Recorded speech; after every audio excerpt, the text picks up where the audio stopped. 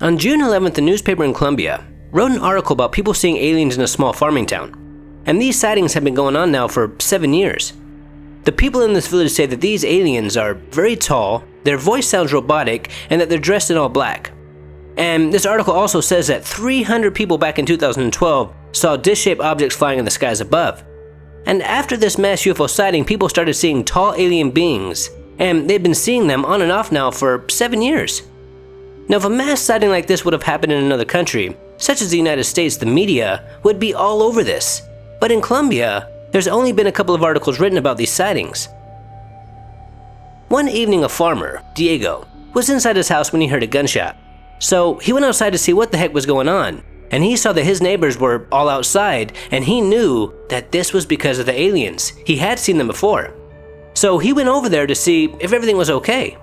And at about this time, a police officer responding to a disturbance call also showed up, and they all could see these alien beings in the distance, and Diego and this police officer went over there to try to communicate with them. And these aliens told them, in their strange robotic voices, that they were allowed to come here so they could deliver a message to us. And this message, well, it's not good for us.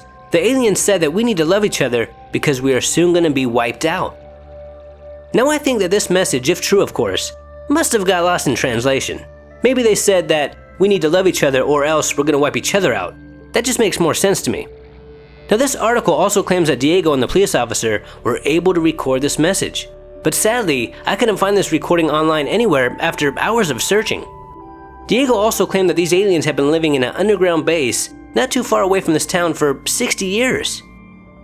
Now there are just so many people in this village who claim that they too have seen these alien beings. And even the local authorities won't deny that this is happening, making this a pretty amazing case considering how many people truly believe that they have seen aliens.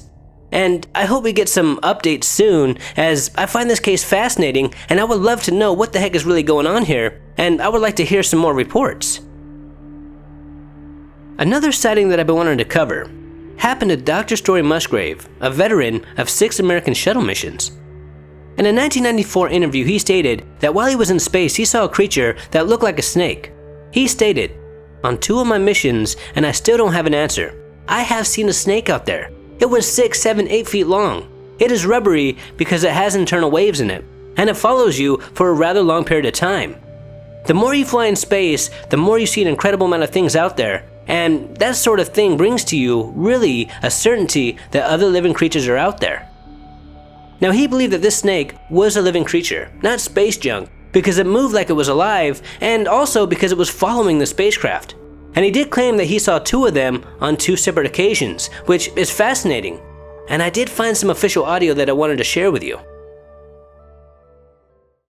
Dr. Story Musgrave is a veteran of 5 American shuttle missions, who has seen and photographed several unidentified flying objects in space. Dr. Musgrave does not believe they are craft from another planet. On 2 of my missions, and I still don't have an answer, I have seen a snake out there, 6, 7, 8 feet long. It is rubbery because it has internal waves in it, and it follows you for a rather long period of time. The more you fly in space, the more you see an incredible amount of things out there. And that sort of brings to you really a certainty that other living creatures are out there. Some incredibly primitive, more primitive. Some just proteins coming together, amino acids, and some just single cellular organisms. And other civilizations have been around for a million years that are doing unimaginable kinds of things. I also remember watching a documentary a while back about these space snakes. And in that documentary, there were a lot more astronauts claiming to have seen them. But I couldn't find these other eyewitness accounts online, which is strange.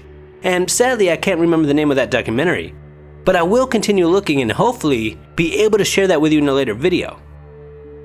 Now, some believe that these space snakes are atmospherical beasts, born in the skies of Earth and capable of flying into space, which is an interesting theory.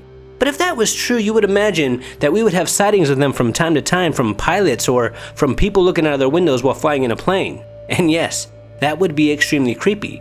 But since I've never heard of sightings coming from pilots, I think that these are more likely extraterrestrial creatures as opposed to atmospherical beasts. Now, whatever the case may be, just the thought that there could be snake-like creatures flying around in space makes me wonder what else can be out there, and could it be possible for these creatures to visit us here on Earth? Until next time, this is Paranormal Junkie. Make sure to hit that subscribe button and stay tuned.